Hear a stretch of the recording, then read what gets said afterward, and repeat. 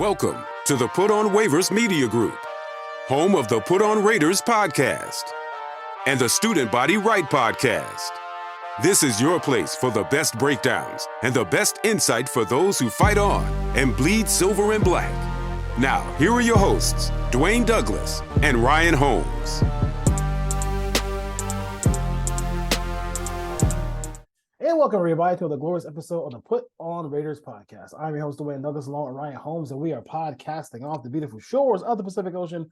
Beautiful day out here in Southern California. PORSBR is my Twitter handle, and Ryan Holmes is RHOLM22. Thank you guys for joining us here on the podcast, and everybody. Happy Thanksgiving to all those. You know what I mean? Get ready to get into watching football, maybe get some political arguments at the table. Who knows what you guys do? But hopefully you guys have fun with family. Ryan, how you doing today? Doing good. Day before Thanksgiving. A lot of football this weekend. Good weekend to be a football fan. I remember when I was in college, this was like the biggest party night of the year, right? The night before Thanksgiving.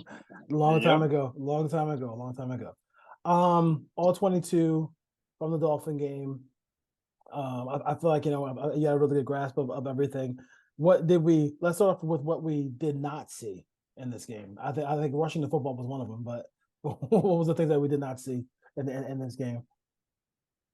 Yeah, I would go to the offensive side of the ball for stuff you didn't see. And what I thought this game was missing was the motion that they had showed. Maybe it was because they were at home, they could get the plays in quicker, but you didn't see a lot of the pre-snap motion. You didn't see the fast exit motion they'd shown the prior week. You saw a lot of some of the stuff going back to the Josh McDaniels days. Maybe they tapped more into the playbook from earlier in the season where you saw a lot of, in-breaking routes, a lot of deeper routes. You saw them try to mix in. The weirdest thing I saw was they kept running these crossing routes, these short, shallow crossing routes, but they were never the first option. So you'd see a guy running across the middle who's fairly open, but O'Connell is staring at the outside receiver, and they just weren't really focused on the middle of the field, which was interesting because that's where they should have attacked this team. You kind of saw it later with Renfro getting in the middle, but you didn't see them use the backs in the passing game too, which again was kind of interesting because the strength of that Dolphins defense is the defensive line and the outside corners. You needed to attack the linebackers and the safeties, and they didn't really do that. When they did decide to use Michael Mayer, he was open when they wanted to get him the ball. But I really thought we'd see more of an attack to the middle of the field, but it looks like O'Connell is more comfortable working the ball outside the numbers where he can get one-on-one coverage and has a better idea of what's going to happen post-snap. And then you kind of saw the Dolphins mixing in some cover six where they'd have three safeties back. One of them might creep into the middle of the field and give a couple of different looks. I didn't think, looking at the all-22, they did like this elaborate defense where Vic Fangio was this master class where he went into the lab in the bye week and threw all this weird stuff you've never seen at the Raiders. I just think it was a combination of pressure getting around O'Connell fairly quickly, not involving the middle of the field, not involving the running backs, and then just trying to get the ball outside to Adams or whoever. And O'Connell really had a hard time going through his progressions within this game. And then he had some stuff that are taken away. And when it gets taken away and you have a non-mobile quarterback, you get sacks and you get balls thrown away, which cost you down and distance. So the running game was interesting too. They didn't really try, in my opinion. They didn't really try to get Jacobs going in the first couple of drives. Similar to what they did in the Jets game. The problem was in the Jets game, they did come out in the second half and say, all right, now we need to give the ball to Jacobs. They did not do that against the Dolphins. And when you were looking at it, I think I was looking at it too, was there a lot of moments here where he was just kind of burping the baby a little bit, her holding the ball in the pocket, or where like he could have got rid of it, or at least throw the ball at the receiver's feet so not to take the sack or take the hits? Well, it took 2 sacks in this game. It just happened to be, I believe, on the same drive or close to it. There was a couple of instances where he held the ball. He wasn't doing it consonsistently. It wasn't. Say maybe it wasn't 3 or 4 times throughout the game. It wasn't egregious. It was no. Okay. There were some where you'd want him to get rid of the ball. There was some that were like option routes where he's waiting for that inside receiver to make their decision to go in or out, and he's waiting and waiting and waiting, and then by then the pressure gets there. There was an interesting one.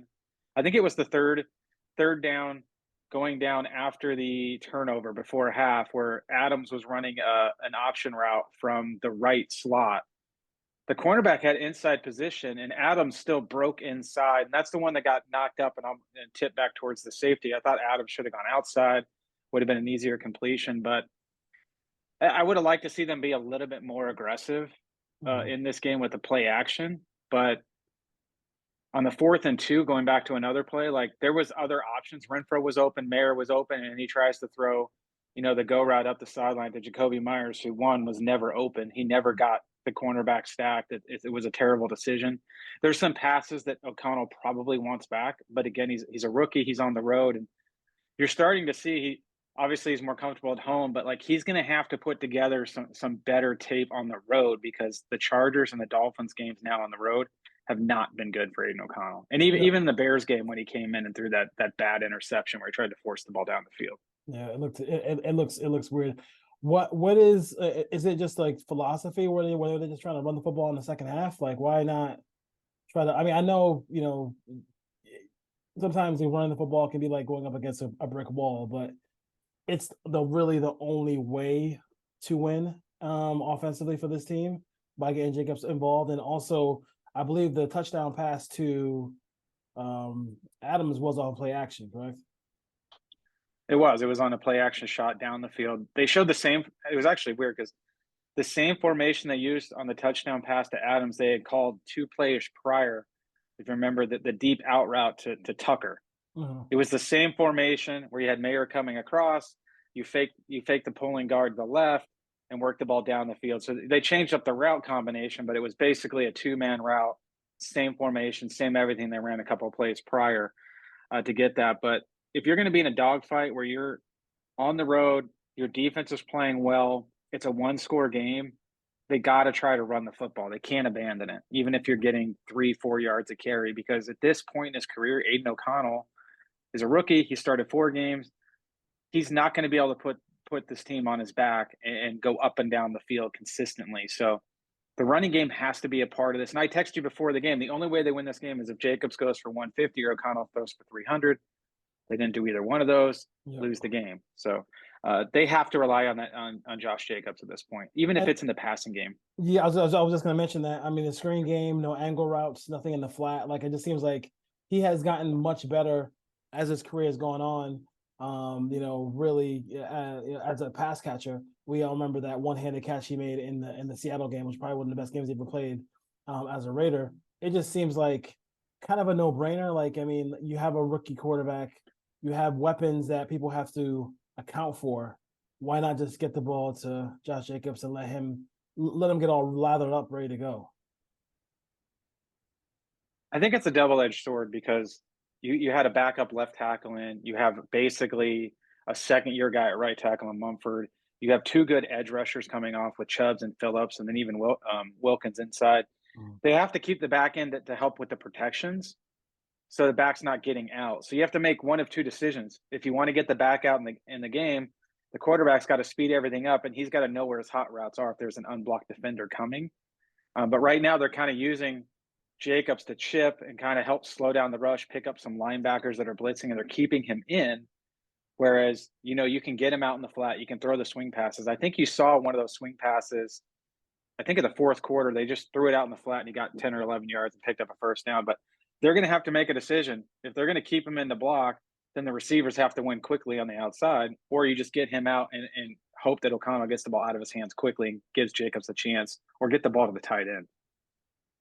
This is, if he's with the Raiders having an overabundance of receivers who like to catch the ball on in-breaking routes or inside, you feel like that's something that O'Connell kind of likes more stuff on the outside where he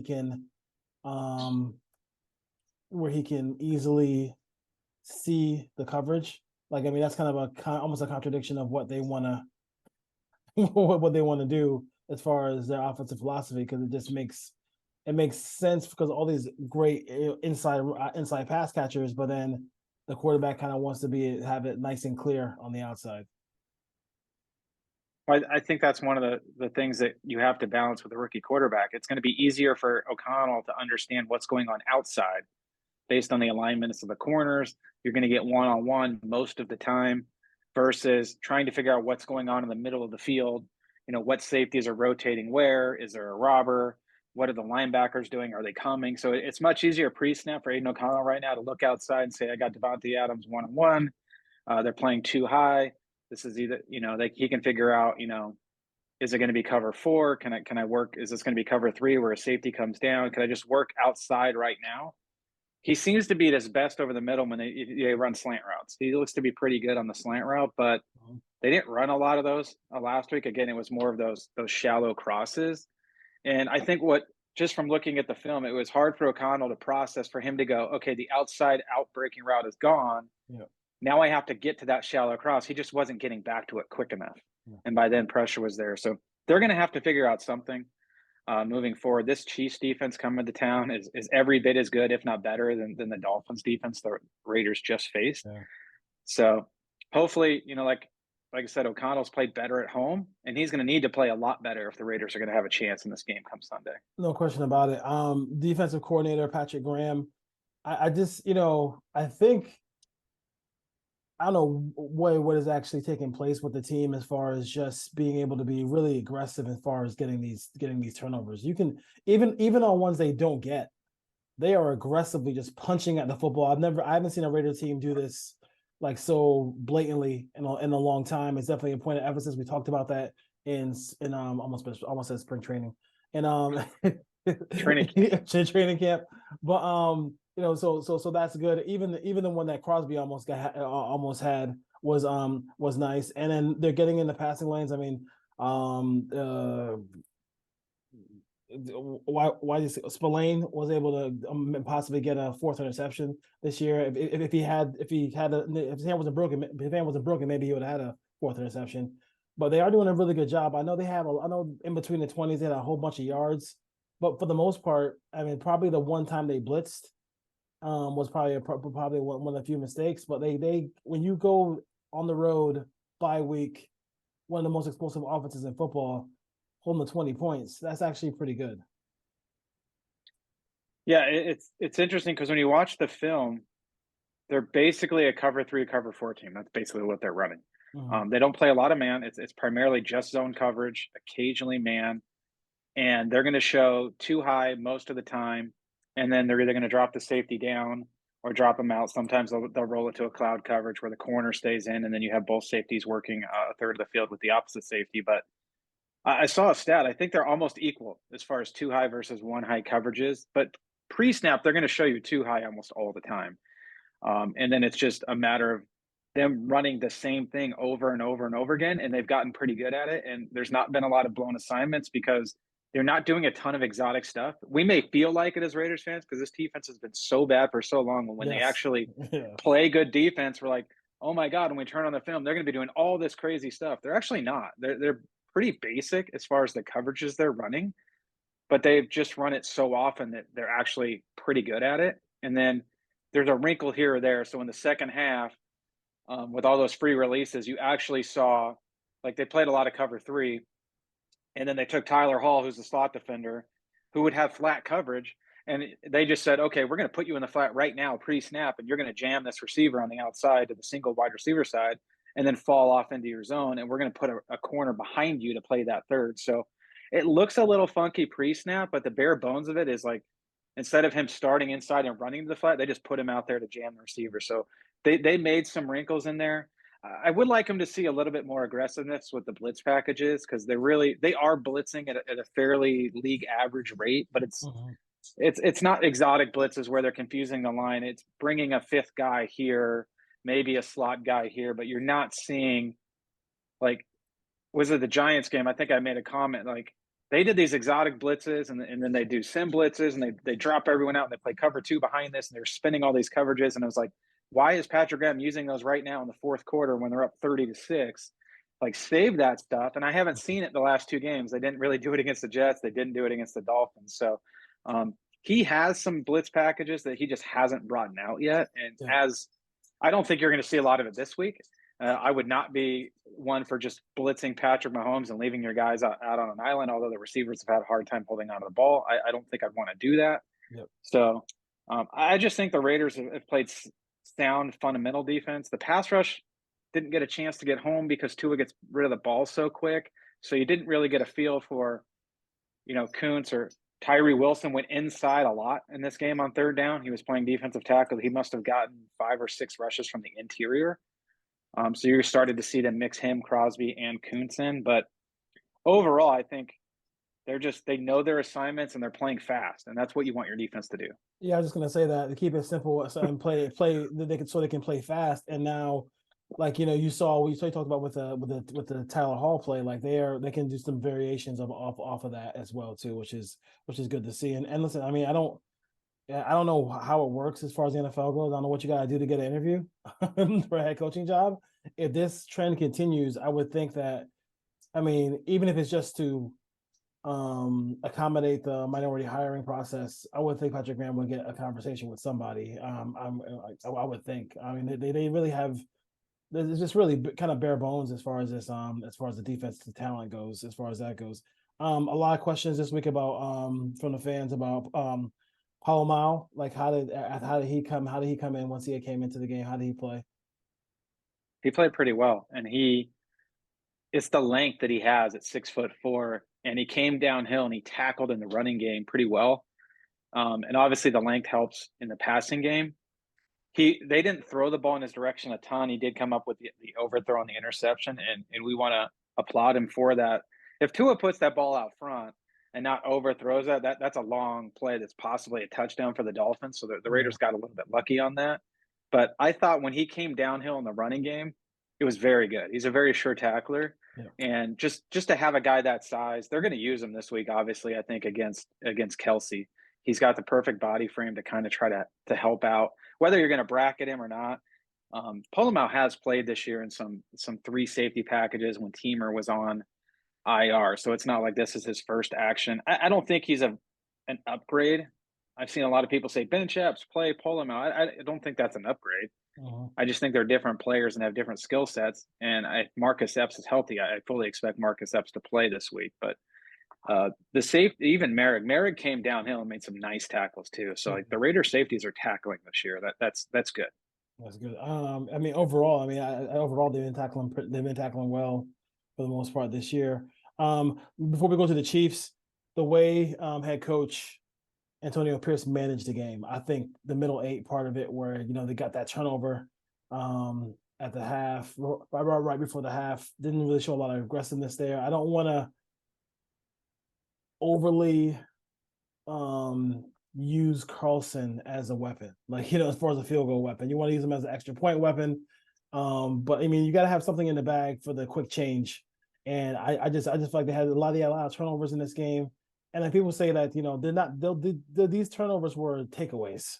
They weren't giveaways. The Raiders took the football away in this game. What are your thoughts about how he handled the game as far as time management, everything like that? I thought he showed that he's a first-time head coach on a couple of those. You'd like to see – it's not like they're playing the Jets or Giants anymore. You're playing a high-powered offense. They're going to play another one next week in Kansas City. If you have an opportunity, you have the ball, and you get a turnover in their territory, you got to try to score a touchdown. You got to push the ball down the field. Yeah. I get taking the field goal and feeling good about yourself, but let's be honest. If the Dolphins at any point in the second half scored a touchdown, that game was over. Luckily, the defense held their ground. They held them to a pair of field goals. But if the Raiders fell down double digits against the Dolphins, they weren't coming back. And they didn't come back from a 7-point deficit. And you're going to see that again this week. So there's a time to be aggressive. And I thought he managed it well in the fact that he kept the game close. But they were one play here or there from the Dolphins just taking over that game and running away with it. You can't bank on this defense with the lack of playmakers, we'll put it. This isn't a stacked defense talent-wise. They played great against the Dolphins, but you can't count on that every week to keep you in the game and kick field goals. Exactly. Especially on the road. Exactly. I think you got to be a little bit more – I can see a little bit more of conservativeness at home, maybe, but like on the road, you kind of got to go for it. And like this is, like I said, don't miss this opportunity here to be the head coach because you're being a little bit concerned.